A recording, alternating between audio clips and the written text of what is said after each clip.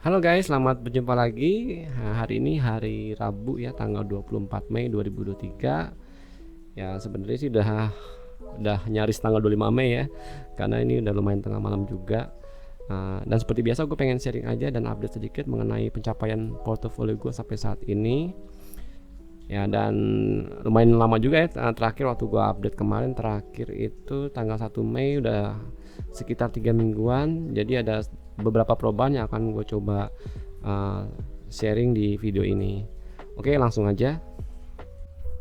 Oke, jadi beginilah ya kondisi portofolio gue sampai saat ini. Dan syukurnya sih secara total masih di posisi positif ya, dengan pencapaian floating profit sebesar 6,91% ya, atau hampir 7%-an ya. Yang kalau dinominalkan tuh sebesar 44.828.134 rupiah. Dan sekedar info aja ya, modal yang gue gunakan tuh kemarin tuh ada penambahan ya. Jadi teman-teman yang ngikutin video gue sebelumnya kan tahu ya, mungkin modal yang terakhir gue gunakan tuh 600 juta rupiah. Dan kemarin tuh gue sempet tambahin 30 juta rupiah. Jadi total modal yang gue gunakan sampai saat ini yaitu sebesar 630 juta rupiah. Dan sementara dana yang tersisa di RDN itu ada sekitar 20 juta rupiah ya. Jadi kalau dihitung-hitung selisihnya antara nilai investasi dan modal yang gue gunakan, artinya ada floating profit sebesar 84 juta rupiah ya, 84 juta rupiah ya, atau sekitar 13% dari modal yang gue gunakan. Ya, nanti seperti biasa detail perhitungannya akan gue coba tampilkan ya di akhir video. Oh ya, profit ini tuh nggak sepenuhnya gue dapetin dari capital gain ya. Justru kayaknya tuh lebih banyak tuh dapat dari dividen ya, dari dividen beberapa saham yang ada di portofolio gue. Ya, seperti contohnya nih ada beberapa saham yang membagikan dividen di bulan ini ya, di bulan Mei ini kemarin ada ASI, ada BNG dan UNTR ya. Coba gua ini show. Nah, ini ASI ya. Ini ASI gue terima di 19 Mei kemarin sebesar 5 juta rupiah ya. ASI, dan ada yang besar banget ya, yang lumayan gede ya, yang berasa banget nih ya, dari UNTR ya, yang gue terima di 12 Mei kemarin sebesar 22 juta rupiah nih ya, gede banget. Karena memang ada momen pembagian dividen jumbonya di 12 Mei kemarin. Dan juga ada BNG-an ya, sebesar 1,5 juta rupiah ya. Dan beberapa itu ya, beberapa saham lainnya yang membagikan dividen ya. Ini apa, gue juga lupa ini dividen apa nih. Tapi yang gue ingat tuh yang gede itu ada BBRI dan Mandiri. Jadi intinya sebagian besar profit itu justru gue dapetin dari dividen ya. Ya, dan kalau sekedar curhat aja lah ya. Jadi dividen itu sebenarnya adalah tujuan utama gue dan tujuan akhir gue dalam berinvestasi ya. Ya, jadi dari awal hingga saat ini itu ya gue coba menanamkan modal sedalam-dalamnya untuk bisa mendapatkan harga semurah-murahnya ya. Ya tentunya di perusahaan yang selalu rutin bagi dividen nih. Nah, selain perusahaannya rutin bagi dividen, juga di perusahaan yang kita perkirakan tuh masih ada prospek untuk bisa terus tumbuh di masa yang akan datang ya.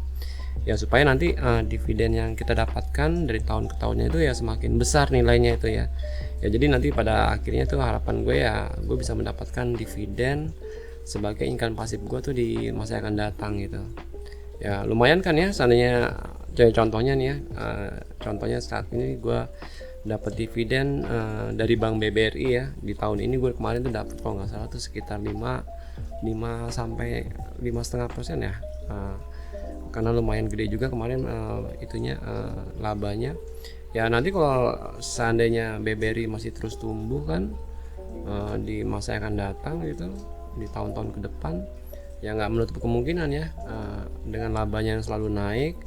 Dan tentunya nanti kan akan diikuti dengan jumlah dividennya yang semakin besar juga ya. Jadi dengan modal yang sama ya kita berpotensi bisa mendapatkan dividen yang lebih besar gitu. Ya nggak menutup kemungkinan nanti mungkin dalam 5 tahun atau mungkin sampai 10 tahun ke depan dividen yang kita dapatkan dari awalnya sekarang cuma 5%, ya ke depan mungkin bisa sampai puluhan, belasan, bisa sampai 20%. ya kan tentu itu sangat seru lah ya sangat seru lah ya. Jadi tanpa kita ngapain lagi, tanpa kita perlu jual saham lagi, setiap tahunnya kita bisa dapetin dividen dari BBRI sebagai income pasif kita gitu di masa yang akan datang gitu, bisa sampai 20%-an, bisa bahkan bisa lebih lah ya. Selama ekonomi kita masih tumbuh ya, sektor-sektor perbankan seperti BBRI, Mandiri ya, itu harusnya juga nanti akan diuntungkan ya, dan laba mereka harusnya akan selalu naik ya. Ya itulah ya, curhat sedikit tentang tujuan utama gue dan tujuan terakhir gue dalam berinvestasi. Ya walaupun saat ini realitanya gue belum bisa lah ya mengandalkan sepenuhnya tuh profit dari dividen ya, karena kan ya gue juga baru masuk ke saham-saham yang bagian dividen juga belum lama ya. Jadi profitnya tuh dari dividen belum begitu besar ya. Ya mungkin ya makanya nih saat ini gue juga campur-campur nih, masih campur-campur antara investasi dan trading ya. Ya namun nanti pada akhirnya kalau nanti dikasih kesempatan, ada diskon, ada saham bagus yang punya prospek jangka panjang dan rutin bagian dividen, ya gue akan tetap pilih untuk masukin ke saham yang seperti itu sih. Oke lanjut ya, sekarang kita coba lihat kondisi saham-saham yang ada di portfolio gue nih ya. Dan ini bisa terlihat ya, dan mungkin buat teman-teman yang udah pernah ngikutin video gue sebelumnya juga ini ya udah ngelihat ada perbedaan di sini, dimana sekarang yang memimpin dengan return tertingginya yaitu IPCC ya. Ada IPCC di sini dengan capital gainnya sudah sampai ke 22,6% nih. Ini lumayan sudah tinggi banget nih ya, dan ini gue jujur aja sih agak nyesel juga ya nih, dulu nggak sempat masukin lebih banyak ya, karena ini udah terlalu jauh naiknya ya. Ya dan IPCC ini kenaikannya tuh kalau nggak salah tuh yang paling tingginya tuh ya di minggu-minggu ini ya, di 2 hari lalu ya, kalau nggak salah 2 hari lalu ya, benar nih 2 hari yang lalu ini diangkat dari 700-an sampai sempat ke 780 ya, dan akhirnya turun sedikit sih ya sampai ke 740. Nah ini sih sebenarnya sih ya sesuai sama ini ya, syukurnya sesuai dengan prediksi gue ya, syukurnya ya. Ya karena gue ngelihat ini potensi untuk yang IPCC ini bagus karena dia berkaitan dengan sektor transportasi ya, dimana IPCC itu kan jasanya tuh bergerak di bidang jasa bongkar muat ya untuk pabrikan kendaraan ya. Jadi itu masih ada terkait dengan prospek dengan sektor transportasi yang gue pikir tuh memang ada momen positifnya setelah kita melalui masa pandemi ya. Jadi kemarin di pandemi itu memang sektor transportasi itu agak tertekan ya, dan bahkan tuh sempat minus tuh ya, IPCC itu sempat minus. Tapi sekarang akhirnya sudah mulai rebound lagi ya, dan harapan gue ya gue bisa manfaatin momen ini untuk bisa masuk dan bisa mendapatkan profit lah ya nanti dari PCC ini ya. Ya bahkan kalau gue lihat dari grafiknya nih agak oke juga sih ya, untuk bisa kemungkinan untuk bisa pegang dalam jangka lama ya. Dan IPS-nya juga oke, karena IPS-nya gue lihat secara IPS itu IPCC ini kelihatan ya ada pertumbuhannya ya, dari awalnya sempat minus di waktu pandemi, sekarang mulai rebound lagi, sempat 33, 89, dan ini kuartal 1 ini sudah keluar ya, lebih tinggi dari kuartal 1 di 2022 nih. Jadi ada potensi kalau bisa mempertahankan kinerjanya nih masih bisa oke, dan masih bisa tetap tumbuh ya, untuk bisa kita pertahankan sih ya. Dan kalau disetahunkan ya, dengan cara disetahunkan ini IPS-nya diprediksi bisa tembus ke 93 ya. Jadi dengan harga sekarang ini masih sangat aman sekali dan masih oke untuk bisa dipegang dalam jangka panjang ya. Dan ditambah lagi ada ini ya, sudah ada pengumuman tentang rencana RUPS-nya ya. Ini RUPS-nya rencana mau diadain tanggal 27 Juni ya 2023 ya. Ya harusnya ini akan menambah sentimen positif ya, sentimen positif untuk harganya bisa mungkin naik lagi ya. Ya, jadi mungkin nanti gua akan ke depan akan ngeliat sih peluangnya, kalau memang nanti ada kesempatan untuk harganya bisa ada koreksi dan gue bisa nambahin lagi, gua akan nambahin. Ya minimal mungkin ya mau nggak mau nanti mungkin memanfaatkan momen ketika ex-date ya.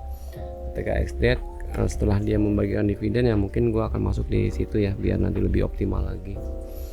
Ya, karena biasanya kan seperti itu ya, kalau ada setelah pembagian dividen ada kesempatan biasanya tuh, dimana ada beberapa orang yang mungkin yang tujuannya memang trading ya, menjual barangnya tuh di saat ex-date ya, dan kita bisa manfaatin momen itu untuk bisa masuk sih ya, karena ngelihat potensinya masih bagus sih, dan ada potensi bisa tumbuh lagi nih. Oke, paling gitu aja ya untuk yang IPCC. Nah, berikutnya ada BNGA ya, ada BNGA dan ada BBRI. BBRI lumayan ya naiknya, juga BNGA ya udah naik di sekitar 20%-an. Untuk yang BBRI lumayan gede nih, karena modal yang gua tanamin juga lumayan gede ya, sekitar berapa ya, ini modalnya untuk dananya gue tanamin sekitar 100 juta ya, 100 juta, dan dengan persentase kenaikannya yang 20% ya, ini ada profitnya 21 juta ya, 21 juta sekian. Juga BNG juga tinggi ya, jadi ada emiten bank ya, ada satu lagi BMRI ya. Jadi emiten bank ini adalah salah satu emiten yang jadi andalan gue ya di tahun ini khususnya ya, karena ngelihat EPS-nya yang bagus ya, yang lumayan tinggi ya, masih ada pertumbuhan ya. Ini harapan gue nih untuk 3 emiten bank ini jadi andalannya, bisa gue harapin masih bisa naik lagi ya. Cuma yang udah naik ini ya BNG sama BBRI ya. Ini kayaknya BMRI yang ketinggalan nih, yang Bank Mandiri ketinggalan nih, belum ada kenaikan yang signifikan ya. Kalau BBRI, BNG ini udah sempat ATH ya, BBRI juga sempat ATH kalau nggak salah hari ini kayak ATH-nya deh. Kalau kita lihat sebentar untuk BBRI,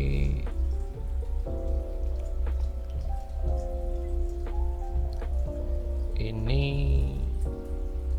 ya sempat ATH ya di 5.600 nya itu ya, nilai 5.600 nya ya.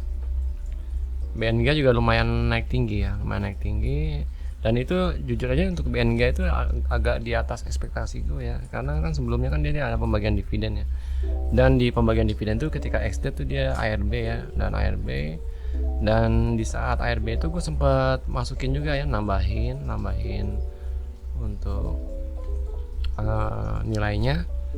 Cuma ya baru sempat sedikit aja sih ya, karena gue belum terlalu yakin banget ini bisa langsung naik ya, mungkin ada sideways segala macam, dan mungkin ada kemungkinan bisa ada koreksi lagi. Makanya gue cicil masukin dikit dulu untuk bisa dapetin harga terbaiknya ya. Tapi ternyata nggak lama kemudian tuh diangkat, harga langsung naik tinggi ya, dan itu bahkan belum sebulan sih ya, dari tanggal ex-date-nya ya. Nah ini BNGA itu belum sampai sebulan dari tanggal ex-date-nya itu udah naik tinggi, bahkan sudah melebihi dari harga ketika dia cum date-nya ya. Ya ini jujur sih gua agak sedikit menyesal juga ya, ketinggalan sih ya, karena kalau masukin sekarang tuh kayaknya lumayan jauh juga gapnya, nanti jadi menaikkan harga rata-rata gue. Jadi ya terpaksa kita bersabar aja ya, pasti harusnya ada sih ya, ada masa-masa dikoreksi ya, atau seperti biasa ya, kalau gue tuh minimal nanti mungkin ya momen yang gue manfaatkan ya, jelek-jeleknya ya setahun sekali yang gue rencana manfaatkan setahun sekali, ketika nanti di saat ex-date ya, setelah pembagian dividen itu biasanya kan harganya kan ada diskon, ada koreksi ya. Mungkin itu aja sih untuk ini ya. BBRI juga sama ya, ini juga udah lumayan tinggi ya, tinggal Mandiri yang belum nih. Dan secara umumnya nih bank-bank ini bagus ya untuk EPS-nya ya. Kenapa masih gua hold? Karena gua lihat itu pertumbuhannya untuk EPS-nya masih oke, masih ada pertumbuhan terus ya. Contohnya ini BBRI, kalau kita lihat ya, ini masih naik, masih ada kenaikan ya. Ini kelihatan dari kuartal 1-nya di 2023 ini udah ada kenaikan dibandingkan dengan kuartal 1 di 2022 ya, dan diprediksikan ini dengan perhitungan annualize ya, atau disetahunkan ini bisa tembus ke 409 ya. Juga BNGA juga sama, dan BNGA ini masih bagus banget ya valuasinya. Dia PBV-nya itu masih berapa ya? PBV-nya aja iya masih di bawah 1 ya, masih di bawah 1 ya. Jadi ini masih oke banget sih ya secara valuasi memang nih BNGA ya. Cuman gue masih menunggu aja sih untuk ada momen-momen untuk bisa koreksi dan bisa nambahin biar lebih optimal lagi. Nah ini untuk EPS juga bagus ya yang BNGA ya. BNGA lumayan bagus lah ya.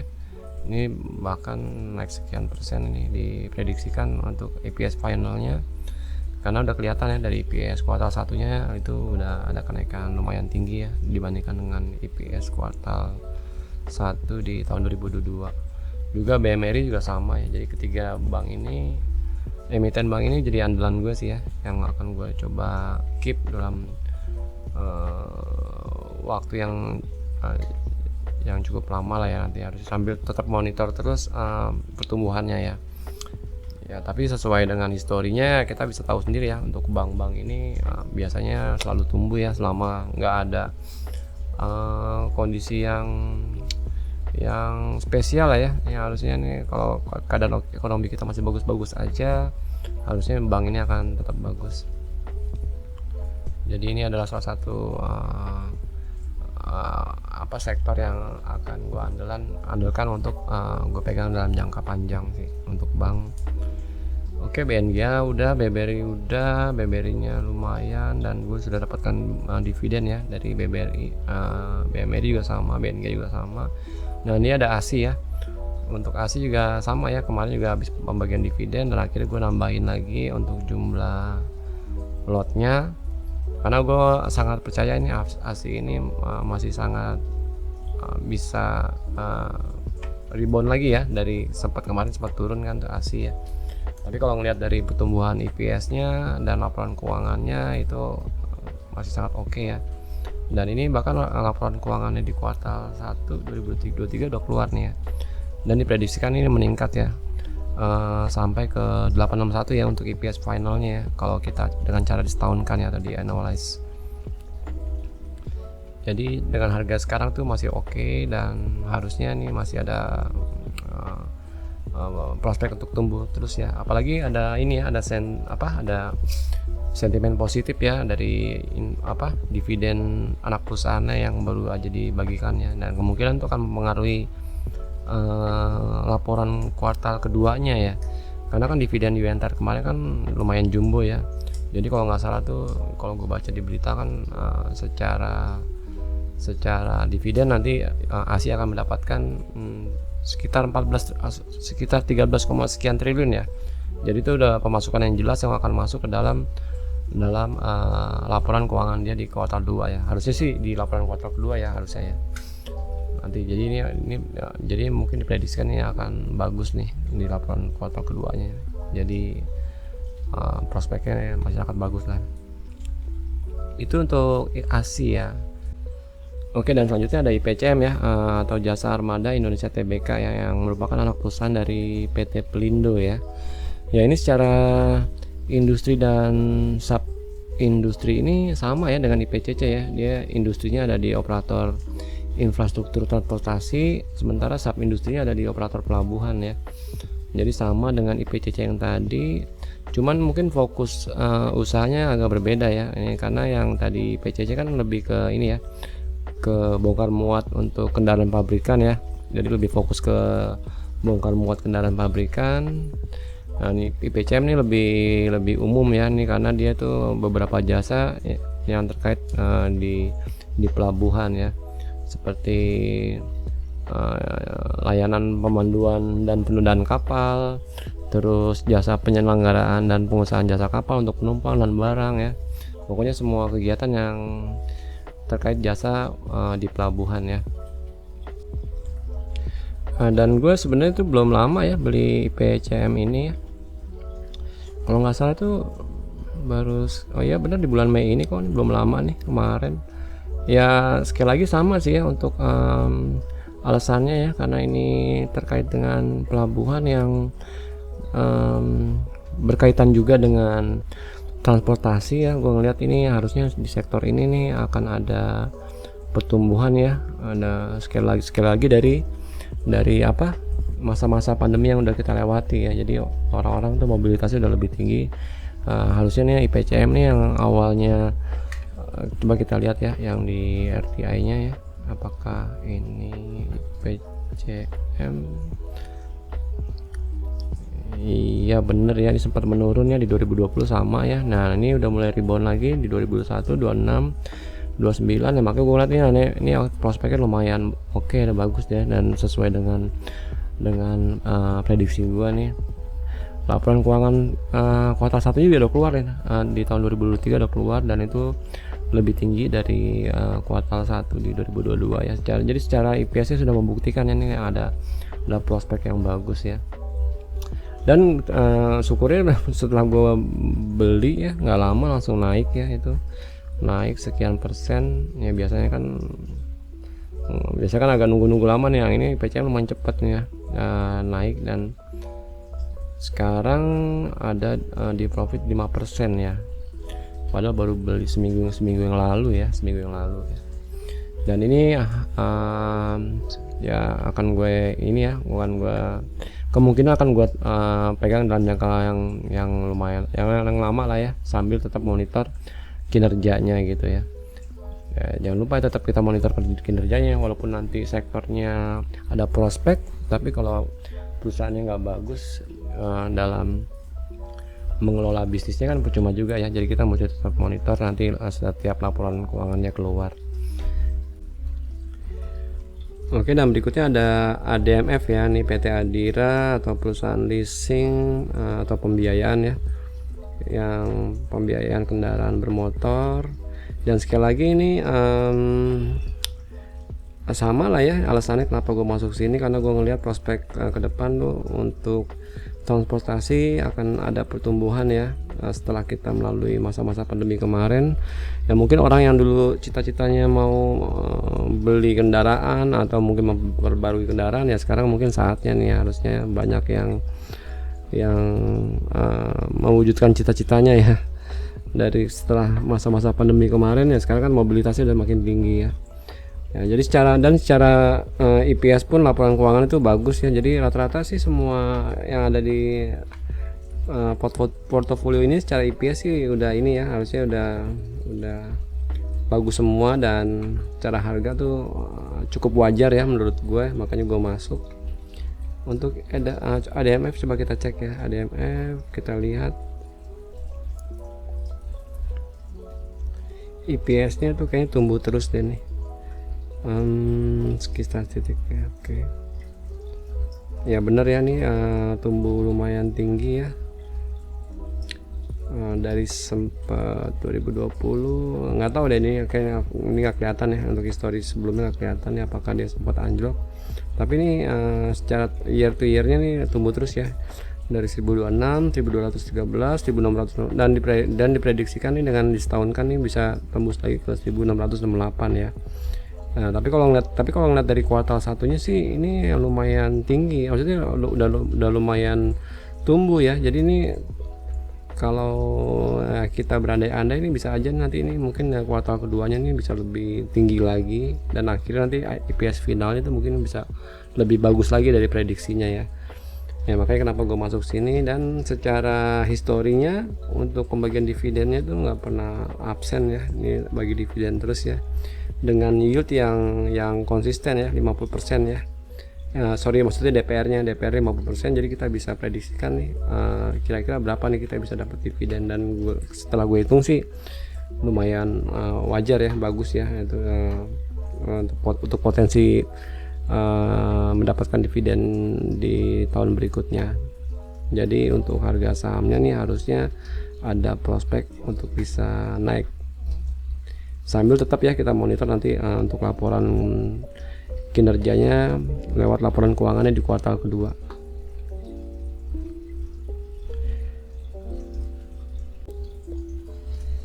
Oke, dan selanjutnya ada Antam ya, ada Pans, ada TPMA, ada Pegas, ada Auto, banyak juga ya sahamnya.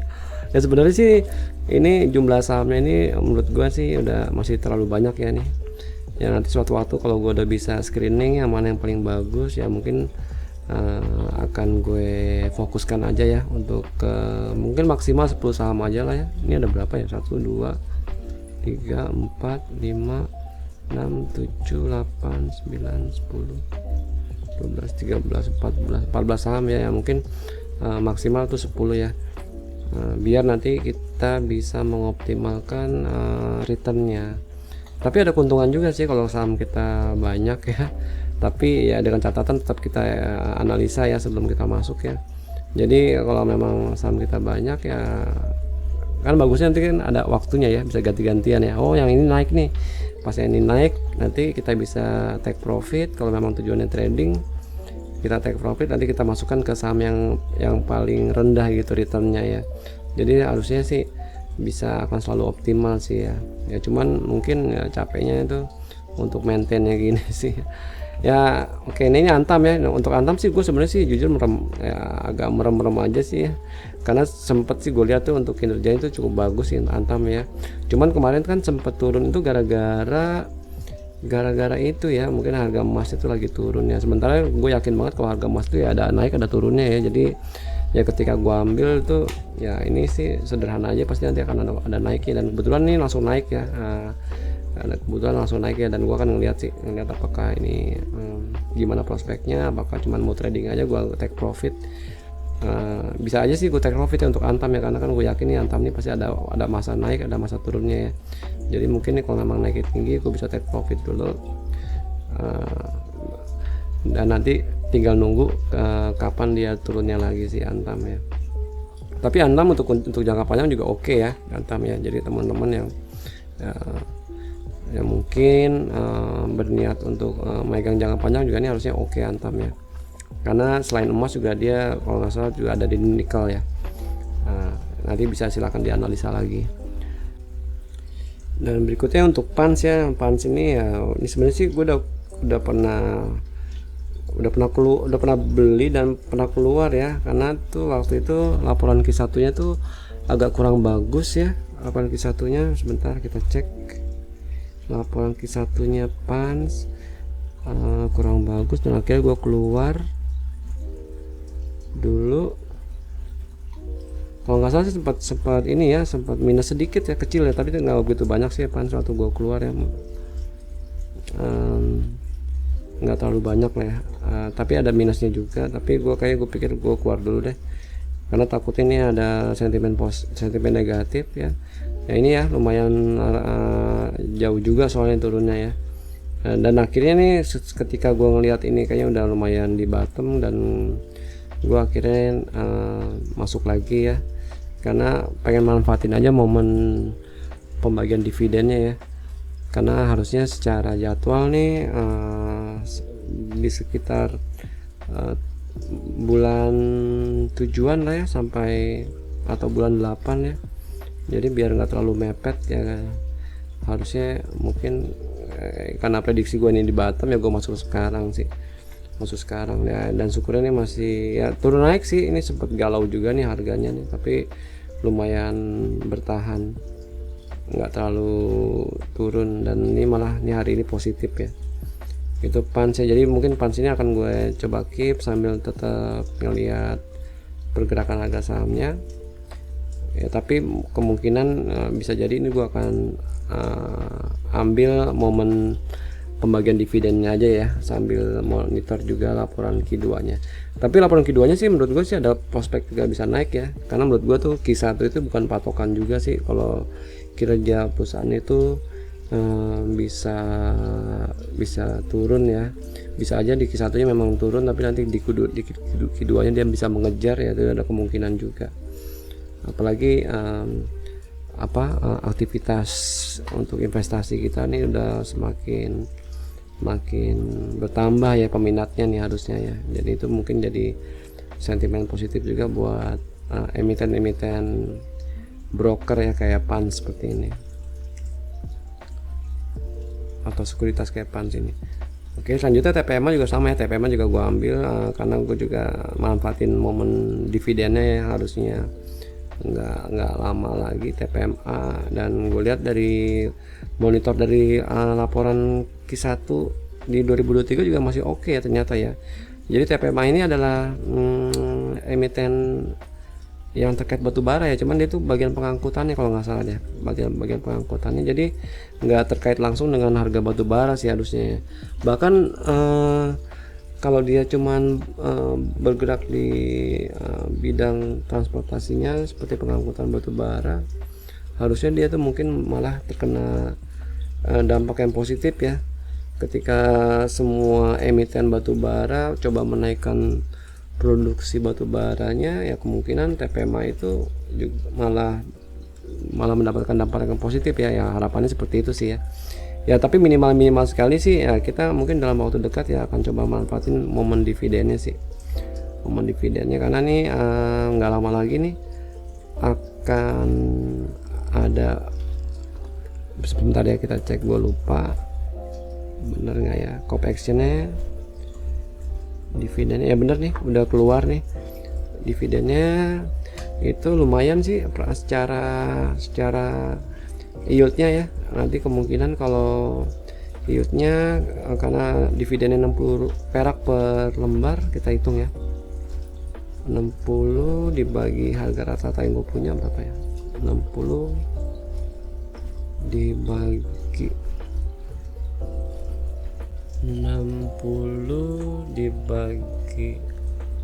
484 ya, 484 ya, jadi 60 dibagi 484 jadi sekitar 12% ya. Dan kalau ngelihat EPS nya nih ada, jadi nanti ada dulu kemungkinan ya ini bisa jadi tetap di keep untuk ambil dividennya, atau ya ada kemungkinan nih harganya bisa naik lah ya kalau ngeliat EPS nya ya. Orang-orang mungkin tertarik untuk masuk tanpa takut nanti harganya ARB, karena kuartal satunya tadi oke ya, masih ada peningkatan ya untuk TPMA ya. Kita lihat lagi TPMA masih tumbuh ya kuartal satunya di 2023. Nah ini ya, bahkan dua kali lipat lebih dari Q1 di 2022 ya. Jadi ini ada potensi orang-orang mungkin akan berani ya masuk ke sini ya. Jadi nanti kemungkinan ada dua opsi ya, antara capital gainnya atau kita ambil dividennya ya. Ya itu prediksi gua aja sih ya, bisa benar bisa enggak, bisa salah juga ya. Oke, berikutnya nih saham galau ya. Saham galau. Ini saham Pegas nih ya, kalau gue lihat nih kayak saham galau lah ya, kadang naik tinggi, kadang turun lagi, sempat turun lagi nih. Ini saham udah kebetulan udah lumayan ya, cukup nggak lama banget lah ya, tapi udah ada berapa bulan lah ya, sebulan atau 2 bulanan ya, ini sempat gue ambil karena ngelihat prospeknya yang sudah sempat turun dalam sih ya, tapi ternyata kuartal satunya juga kurang bagus sih. Nah, tapi ini yang jadi sentimen positif nih kan udah mau deket ke pembagian dividen ya, dan ini udah keluar juga berita RUPS nya nih. Pegas ya, ini Pegas ya, RUPS nya harusnya ini ya di akhir bulan ini ya, di bulan Mei 2023 tanggal 30 ya. Dan kalau dari historinya sih lumayan sih ya untuk DPR nya ya, 69% ya. Jadi kalau dihitung-hitung itu kemarin agak worth lah ya untuk gua tahan dulu, gua lihat dulu sambil ngelihat berapa jumlah DPR-nya nanti dari hasil RUPS di tanggal 30 Mei ini gitu. Jadi masih gua keep dulu deh. Ini tapi karena secara harga ini masih ini kok, maksudnya cuman turun naik doang sih ya kayaknya nih, cuman, dan harusnya nggak akan terlalu dalam lagi lah karena udah, nah iya kalau dari grafiknya sih ini udah mentok di supported. Kalau secara line support 1335 ya, harusnya mungkin harusnya paling dalam itu di situ ya, udah gue perkirakan, dan harusnya nanti kebayar juga kalau memang nanti dividennya sesuai dengan harapan, kalaupun nanti sampai turun ke situ. Cuman yang mungkin yang mesti jadi perhatian itu ya, laporan di kuartal 1 2023 nya tuh menurun ya. Nah itu mungkin akan bisa jadi pertimbangan ya, untuk ini tetap ditahan atau nanti dijual aja ketika pembagian dividen ya, atau mungkin bahkan sebelum pembagian dividen ya. Takutnya nanti mungkin ada sentimen negatif yang bikin di ARB dulu ya. Ya karena nih laporan keuangan di kuartal 1 nih ya, lumayan turun lah ya, dari 70 ke 53 ya. Oke, paling seperti itu aja ya untuk yang Pegas. Oke, dan berikutnya ada Auto ya. Nih Auto ini saham bagus lah ya, dan gue udah pernah masuk, artinya udah masuk 2 kali ya sama ini ya. Karena dulu waktu yang pertama itu gue punya harga bawah lah, lumayan bawah, sekitar 1800-an ya, 1800-an, dan gue jual di ketika harganya tuh di 2100-an ya kalau nggak salah ya, 2100-an. Nah makanya itu lumayan tinggi ya capital gain yang gue dapat kemarin, dan akhirnya gue jual dulu. Dan sekarang gue masuk lagi lah ya, karena juga gue lihat laporan keuangannya kan masih bagus tuh ya. Laporan keuangannya di Q1 nya udah keluar dan lumayan tinggi kenaikannya ya, hampir 2 kali ya, dari 47 ke 90 ya. Jadi ini kalau diproyeksikan dengan cara disetahunkan nih bisa tembus ke 359 ya. Jadi dengan harga sekarang di perhitungan gue nih lumayan oke ya untuk bisa di keep ya. Jadi gue kemarin sempat masukin lagi, dan ya pernah ketinggian harganya, dan akhirnya gue average down, dan jadi harganya lumayan banyak ya, ini dananya lumayan banyak nih di sini. Tapi gue percaya nih masih bagus dan masih oke, dan menjadi salah satu emiten yang gue harapin bisa naik dalam waktu yang dekat nih ya, harusnya. Ada Auto itu oke. Terus nah ini sebenarnya nggak usah dilihat lah ya, ini saham kecelakaan ya. Tapi dari saham ini, saham yang nggak bagus lah ya, ini saham IP ini nggak bagus ya, jadi ini saham gorengan. Tapi kemarin tuh sempat ikutan lah ya, gue iseng-iseng, tapi lumayan sempat 2-3 kali kalau nggak salah ya, 2-3 kali gue pernah jual dan beli. Tapi akhirnya yang terakhir ini nyangkut lah ya di 50 ya. Ini ya sayangnya udah nggak bisa dijual lah ya, kalau 50 bisa dijual gue jual sekarang ya, nyangkut. Jadi kita nunggu lah, nanti nunggu keajaiban ini ada pergerakan bisa dijual lagi ya. Bagusnya jangan ditiru lah ya untuk saham-saham gorengan yang jelas ini ya, kecuali modalnya yang bisa kalian manage ya untuk resikonya ya. Gue juga nih kemarin nggak banyak kok, pernah masukin 500.000 dan itu profit 1 juta, pernah juga masukin profit, tapi yang ini nyangkut nih terakhir. Dan next jangan ini lah ya, jangan masuk ke saham-saham kayak gini ya. Selain itu juga ngotor-ngotorin portofolio gitu loh. Oke, dan yang terakhir nih ya saham legend ya. Ini saham legend gue nih, karena belum lama gue dapat dividen yang lumayan gede lah ya. Ini dari saham ini sebanyak 22 juta ya kemarin, lumayan banyak ya, karena memang lagi ada momennya pembagian dividen jumbonya ya.